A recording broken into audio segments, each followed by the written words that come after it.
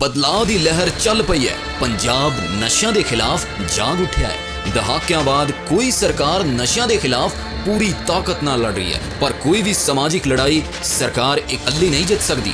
ਜੇਕਰ ਪੰਜਾਬ ਤੋਂ ਨਸ਼ਿਆਂ ਨੂੰ ਜੜ ਤੋਂ ਮਿਟਾਉਣਾ ਹੈ ਤਾਂ ਹਰ ਪੰਜਾਬੀ ਨੂੰ ਅੱਗੇ ਆ ਕੇ ਸਰਕਾਰ ਨਾਲ ਖੜਨਾ ਪਵੇਗਾ। युद्ध नशिया विरुद्ध मुहिम तहत हुण नशा मुक्ति यात्रा तुहाडे पिंड तुहाडे शहर पहुंच रही है। यात्रा विच शामिल होके अपना फर्ज निभाओ अते पंजाब नूं नशा मुक्त बनाओ। सारे पत्रकार बंधुओं का आज की प्रेस वार्ता में हार्दिक स्वागत है। और आपने कल देखा कि हाउस जो चला, 2.5 वर्ष बाद एमसीडी का हाउस चला और वो हाउस करीबन 5 घंटे तक चला। विपक्ष की बहुत बड़ी भूमिका होती है हाउस चलाने में। आपने देखा भाजपा विपक्ष में थी और एक नकारात्मक सोच के साथ वो हाउस के अंदर आती थी।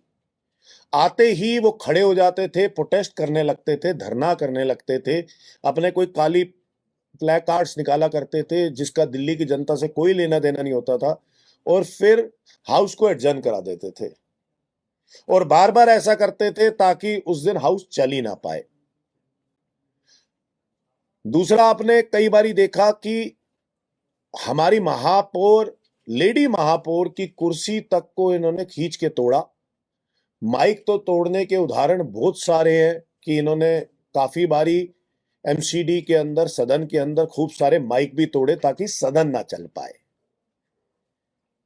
कल से पहले सिर्फ एक बारी हाउस चला था, और वो हाउस चला था जब भाजपा ने बॉयकॉट किया था अगस्त के महीने में 2023 में।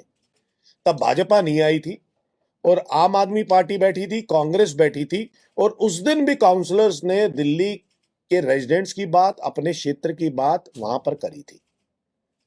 और कल दूसरी बारी हुआ जब आम आदमी पार्टी विपक्ष में आई और एक सकारात्मक भूमिका अदा करी। सकारात्मक तरीके से हमने जहां जहां प्रोटेस्ट करना था वहां प्रोटेस्ट भी किया और हाउस भी चलने दिया। तो यह तो पक्का है कि विपक्ष के ऊपर निर्भर करता है कि हाउस चलेगा या नहीं चलेगा। यही भाजपा नकारात्मक सोच के साथ आती थी, उसको ना तो काउंसलर से कोई लेना देना होता था, ना दिल्ली की जनता से कुछ लेना देना होता था। और आम आदमी पार्टी सकारात्मक सोच के साथ थी, 2 साल के अंदर फैसले भी बड़े शानदार लिए, और विपक्ष में आई तो हाउस भी चलाया। कल करीबन 66 काउंसलरों ने अपनी बात रखी और अपनी पीड़ा बताई, और उसमें से ज्यादा भाजपा के काउंसलर्स ने बोला, और भाजपा की काउंसलर्स की पीड़ा ज्यादा थी। यानी कि भाजपा के काउंसलर्स खुद ब खुद ज्यादा परेशान थे कि उनकी समस्याओं का निवारण नहीं होता। तो ये बात तो तय हो गई कि आम आदमी पार्टी सकारात्मक तरीके से राजनीति करती है, सकारात्मक तरीके से हाउस चलवाती है, और दिल्ली की जनता की जहां भलाई की बात आएगी, दिल्ली की जनता की बात आएगी, आम आदमी पार्टी के पार्षद सकारात्मक तरीके से इस हाउस को आगे भी चलवाएंगे। दूसरी बात, यूजर चार्जेस की। आप लोगों ने देखा कि हमने बड़े टाइम से संघर्ष किया था, इसके ऊपर मैंने चिट्ठी भी लिखी थी, प्रस्ताव भी भेजा था, मेरा प्रस्ताव खारिज कर दिया, अपना प्राइवेट बिल ले आए, कोई बात नहीं। हमने 4 दिन पहले आंदोलन भी किया था। उस समय मेयर साहब हमें प्रोसीजर बता रहे थे, कह रहे थे स्टैंडिंग कमेटी में जाएगा और उसके बाद ये पास होगा। लेकिन आम आदमी पार्टी के पार्षदों ने, दिल्ली की जनता ने, दिल्ली के RWS ने, दिल्ली की मार्केट एसोसिएशन ने मजबूर कर दिया कि यूजर चार्जेस तुरंत प्रभाव से वापस लेने चाहिए। क्रेडिट भाजपा ले जाए, संघर्ष आम आदमी पार्टी का था, क्रेडिट भाजपा ले जाए, हमें कोई दिक्कत नहीं है, लेकिन दिल्ली की जनता को राहत मिलनी चाहिए। दूसरा, हाउस टैक्स पे हमने शुरू से कहा था और हाउस में पास किया था, हाउस से बड़ा कोई भी नहीं एमसीडी के अंदर। तो हाउस के अंदर हमने पास किया और हमने कहा कि 100 गज तक के मकान का माफ होगा हाउस टैक्स, और 500 गज तक का हाफ होगा। और ये जो एमनिस्टी स्कीम लेके आए हैं उसके अंदर हमने कहा था अगर किसी भी व्यक्ति का 2004 से 2025 तक का हाउस टैक्स जमा नहीं है, वो 1 वर्ष का हाउस टैक्स दे दे, पिछले वर्ष का माफ हो जाएगा, आगे रेवेन्यू आने लग जाएगा। और ये हाउस से पास है। ये सिर्फ महापौर को दिशा निर्देश देने थे, कमिश्नर साहब को, बाकी अधिकारियों को, और ये लागू हो जाता तुरंत प्रभाव से। लेकिन ये फिर भी एक अलग सी एमनेस्टी स्कीम लिया।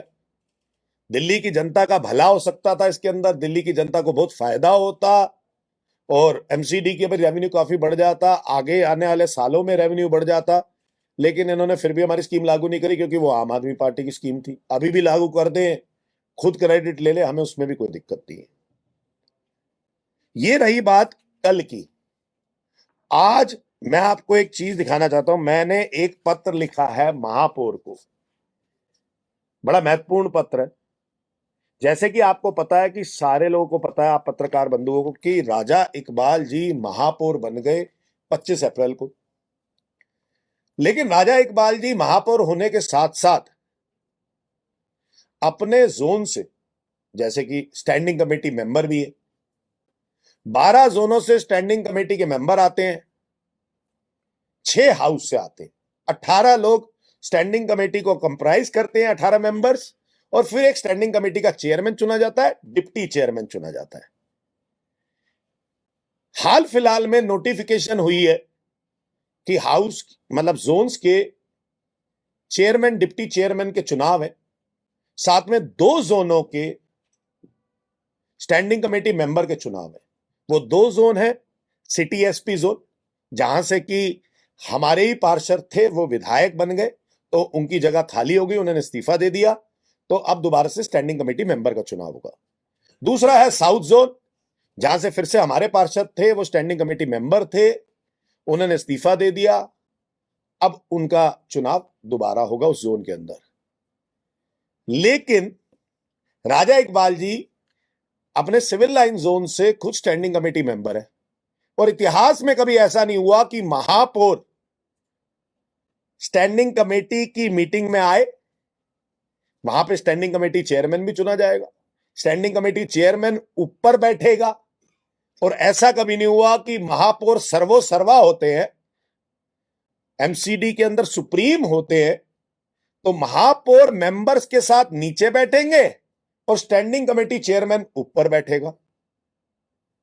तो ऐसा तो कभी भी इतिहास में नहीं हुआ। और ये स्थायी कमेटी जो होती है, स्टैंडिंग कमेटी होती है, ये महापौर को रिपोर्ट करती है, अपनी रिपोर्ट इनको देती है, महापौर को देती है।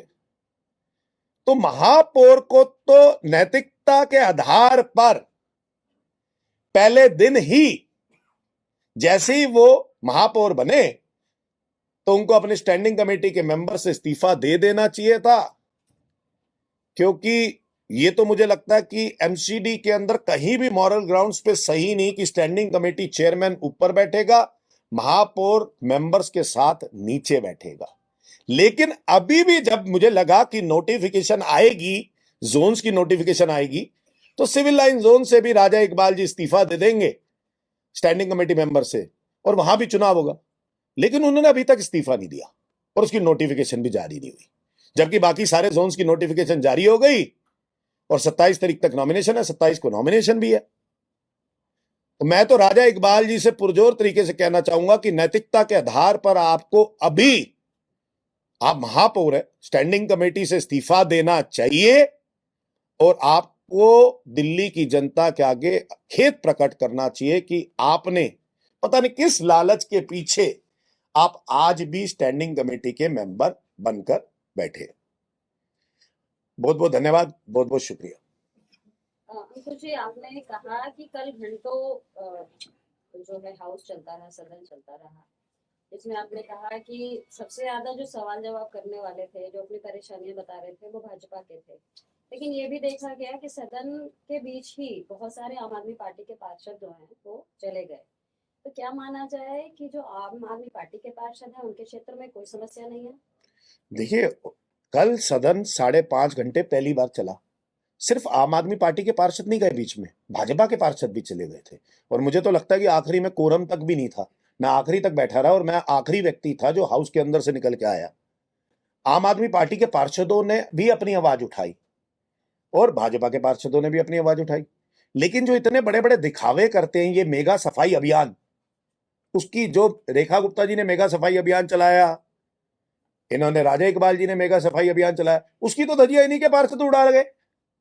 वो तो यही बता गए कि मेगा सफाई अभियान है क्या, उनके एरिया में तो टिप्पर भी नहीं है, कूड़ा भी नहीं उठ रहा, जगह जगह कूड़ा इकट्ठा है, इनके ही पार्षद बोल गए ये तो फिर आप ये कौन सा मेगा, मुझे तो लगा था कि मेगा सफाई अभियान सिर्फ हो सकता है कि भाजपा के पार्षदों के इलाकों में चल रहा हो। मैं अक्सर बोलता था कि आम आदमी पार्टी के इलाकों में तो उन्होंने नहीं चलाया, लेकिन भाजपा के पार्षदों के इलाकों में चल रहा होगा। लेकिन वो भी धजिया उड़ा गए इनकी, तो सेंट्रल जोन वाले उड़ा गए, साउथ जोन वाले उड़ा गए, इनके अपना वेस्ट जोन के लोग उड़ा गए। उन्होंने तो साफ साफ कह दिया, हमारे यहाँ तो टिप्पर भी नहीं, हमारे यहाँ तो रिक्शा भी नहीं, हमारे यहाँ तो कूड़ा एकत्रित करता है, कूड़ा उठाने वाले नहीं है। महापौर साहब हमारे यहाँ कूड़े की रिक्शे दो और टिप्पर दो ताकि हमारा कूड़ा उठ सके। कर्मचारी हमारे यहाँ, बहुत सारे इनके लोगों ने कहा कि हमारे यहाँ कर्मचारी कम है। अब कर्मचारी वहां से कूड़ा ही नहीं उठा पाते, सफाई नहीं हो पाती वहां पे, और आप मेगा सफाई अभियान चला रहे हो।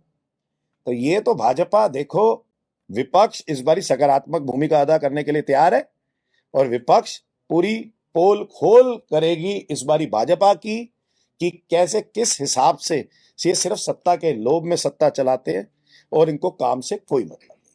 धन्यवाद। एक और सवाल ले लीजिए, कल 5.5 घंटा जो हाउस चला, आप कह रहे हैं कि इसलिए चल पाया क्योंकि विपक्ष की भूमिका थी, विपक्ष ही चाहे तो चलेगा सदन और नहीं चाहे तो नहीं चलेगा। मतलब आप ये बिल्कुल नहीं मान रहे हैं कि महापौर जिस तरीके से कल सब कुछ हैंडल कर रहे थे, जब हंगामा हो रहा था उस वक्त भी हमें ध्यान है कि उन्होंने एकदम से कहा कि शैली जी अब आपकी बारी है, अब आप बोलिए, वो तुरंत माइक पे गई थी और बोलना शुरू की थी। तो आप कहीं से मतलब उनको नहीं मानते? मैं आपसे, महापौर ने ही वो हाउस चलाया 5.5 घंटे का? नहीं, देखिए मैं आपसे बस इतना से कहना चाहता हूँ, अगर हम उस टाइम पे भी हंगामा करते रहते, माइक तोड़ने लग जाते, कुर्सियां खींच देते जैसे भाजपा करती थी, तो क्या वो हाउस चल पाता? नहीं चल पाता, एडजन हो जाता, उसी टाइम एडजन हो जाता। वो दोबारा आते, फिर दोबारा से हम हंगामा करते जैसे भाजपा करती थी, कुर्सियां तोड़ देती, माइक तोड़, क्या वो हाउस चलता? नहीं, कल के लिए एडजन हो जाता वो हाउस, वो अपना एजेंडा पास करते हो चले जाते। वैसे ही भाजपा ने पिछले 2.5 वर्ष के अंदर नकारात्मक राजनीति सिद्ध करके दिखाई है एमसीडी हाउस के अंदर, और वो पीड़ा उनके काउंसलर्स के अंदर भी है। अब हम विपक्ष में आए, हमने जैसे ही उन्होंने नाम लिया, मैंने सबको सीट पे बिठा दिया, कुर्सी उसी टाइम कुर्सी पे बिठा दिया, ताकि हाँ अपनी बात रखो, सदन में दिल्ली की जनता की बात होनी चाहिए, अपने क्षेत्र की बात होनी चाहिए, जो जो दुविधाएं हैं वो दुविधाएं दूर होनी चाहिए, और अधिकारियों पर कंट्रोल होना चाहिए। लोग बेलगाम हो गए और अपने हिसाब से काम करते हैं। धन्यवाद।